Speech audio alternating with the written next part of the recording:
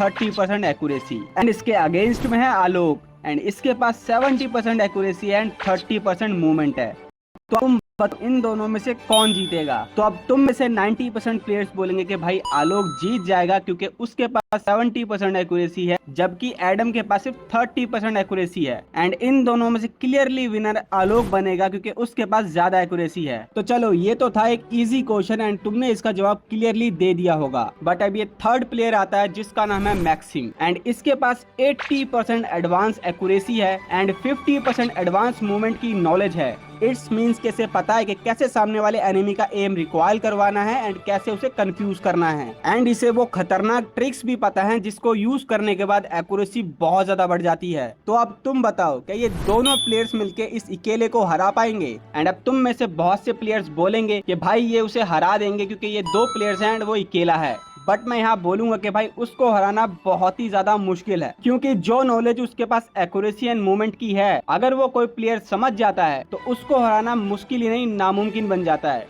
And अगर तुम ये वाली वीडियो बिना स्किप किए पूरी देख लेते हो तो तुम भी एक ऐसे प्लेयर बन जाओगे जिसको हराना बहुत ही मुश्किल होगा, क्योंकि इस वीडियो में मैं तुम्हें 2 मूवमेंट की ट्रिक एक्सप्लेन करने वाला हूं एंड वहीं 2 हेडशॉट ट्रिक बताने वाला हूं, जिसको तुम अगर सही से समझ एंड सीख लेते हो तो तुम अपने ग्रुप के सबसे बेस्ट प्लेयर बन जाओगे। तो चलो हम करते हैं वीडियो को स्टार्ट। बट उससे पहले इस वीडियो के नीचे हाइप बटन आ रहा होगा तो प्लीज हाइप बटन दबा दो ताकि ऐसी इन्फॉर्मेटिव वीडियो और प्लेयर्स भी देख पाए एंड इस वीडियो को लाइक करना मत भूलना क्योंकि तुम्हारा एक लाइक मुझे बहुत मोटिवेशन देता है ऐसी और वीडियोस बनाने के लिए। तो पहले बात कर लेते हैं उन 2 मूवमेंट ट्रिक्स की जिसको यूज करने के बाद तुम्हारा गेम प्ले 80% तक इम्प्रूव हो जाएगा। बट उससे पहले मैं तुम्हें प्रोफेशनल मूवमेंट की कुछ नॉलेज दे देता हूँ जिसके बाद तुम्हें ये ट्रिक समझना और भी आसान हो जाएगा। देखो प्रोफेशनल मूवमेंट सिर्फ 2 टाइप्स की होती है, जिसमें से पहला टाइप आता है डिफेंसिव मूवमेंट्स। डिफेंसिव मूवमेंट में हमारा मेन फोकस होता है सामने वाले एनिमी की बुलेट्स रिकॉइल करवाना या उससे बच के निकलना या फिर उसे कंफ्यूज करना। यानी तुम मान लो कि तुम्हारे पीछे 4 बंदे पड़े हैं एंड तुम्हें उनसे बच के एक सेफ कवर में जाना है एंड उस सिचुएशन में जो हम मूवमेंट करेंगे उसे हम डिफेंसिव मूवमेंट में काउंट करते हैं। एंड इसको और सिंपल वे में समझाने के लिए मुझे तुम्हें एक्सप्लेन करना होगा मेरी पहली ट्रिक जिसका नाम है डिफेंसिव प्लेयर। एंड इसके नाम से तुम्हें समझ में आ रहा होगा कि मैं तुम्हें किस चीज के बारे में बताने वाला हूँ। इसको समझने के लिए पहले तुम ये क्लिप देखो।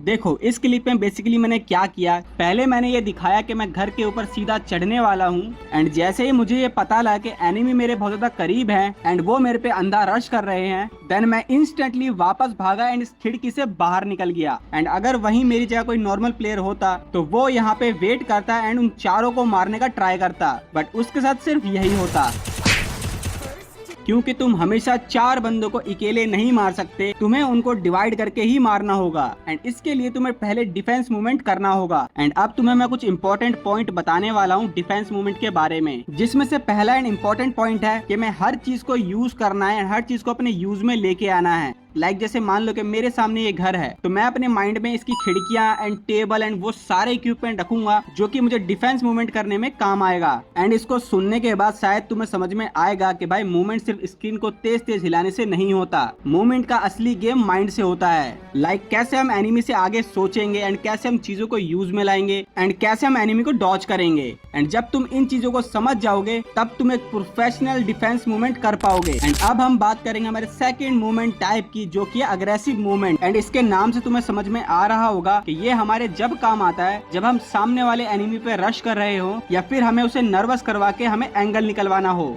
एंड इसको समझने के लिए हम दूसरी ट्रिक रिवील करते हैं जिसका नाम है अग्रेसिव प्लेयर। एंड तुम पहले इसकी एक क्लिप देखो।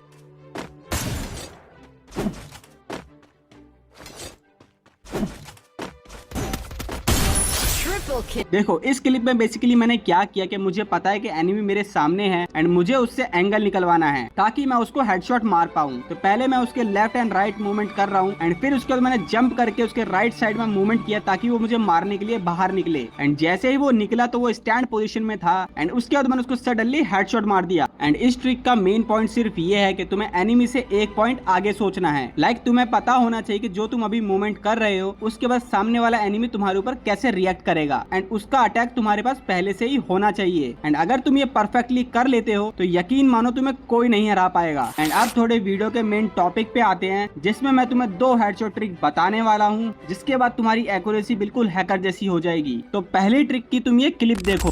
Dhoti kurta sets at up to 35% off on first order. Download now. Hi hello namaste welcome back to Harsal Products Flipkart నుంచి మీకు అదిరిపోయే party wear collection 3 piece 2 piece అట్లా तुम ये क्लिप देखो।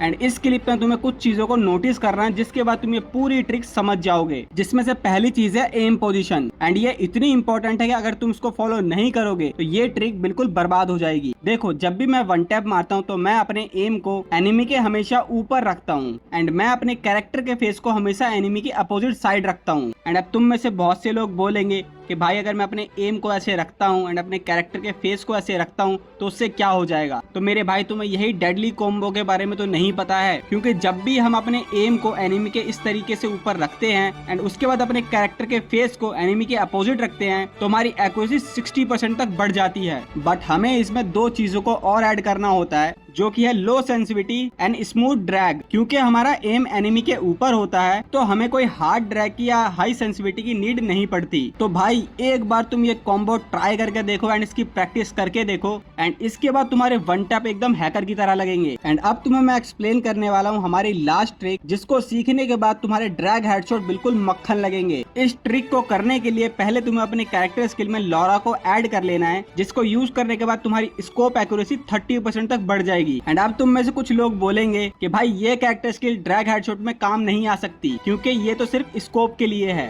मुझे पता है तुम ऐसा ही बोलोगे, क्योंकि तुम्हें ये स्कोप ड्रैग बग के बारे में पता ही नहीं है। देखो, बेसिकली ये बग क्या है कि जब भी हम लॉरा लगाते हैं एंड ड्रैग करने से पहले एक बार अपने स्कोप को इन आउट करते हैं एंड इंस्टेंटली हम एनिमी पे ड्रैग करते हैं तो हमारी जो स्कोप एक्यूरेसी है वो हमारे ड्रैग में काम आ जाती है। बट ये बग तभी काम करेगा जब तुम इसको बहुत ही ज्यादा स्पीड से करोगे। अगर तुम इसको करने में थोड़ा सा भी डिले करोगे तो ये वर्क नहीं करेगा। एंड ये सबसे ज्यादा वर्किंग तब होता है जब हम एनिमी के यहाँ एम रख के स्कोप इन आउट करते हैं, तो हमारा एम ऑटोमेटिकली एनिमी के चेस्ट पे सेट हो जाता है एंड जब हम ड्रैग करते हैं तो हमारी सारी बुलेट्स एनिमी के हेड पे लग जाती है। देखो, ये ट्रिक ओल्ड है बट बहुत हाई लेवल वर्किंग है। अगर तुम इसको अपने गेम प्ले में ऐड करते हो तो यकीन मानो तुम्हारे ड्रैग हेडशॉट बहुत ही ज्यादा स्मूथ लगेंगे। तो यस, ये थी मेरी लास्ट ट्रिक एंड यहीं पे होती है वीडियो खत्म। एंड मैं तुम्हें एक बार रिकैप देता हूँ कि हमने आज क्या सीखा। देखो, हमने सीखा कि मूवमेंट स्क्रीन को हिलाने से नहीं आती, मूवमेंट के अंदर हमें अपना माइंड ऐड करना होता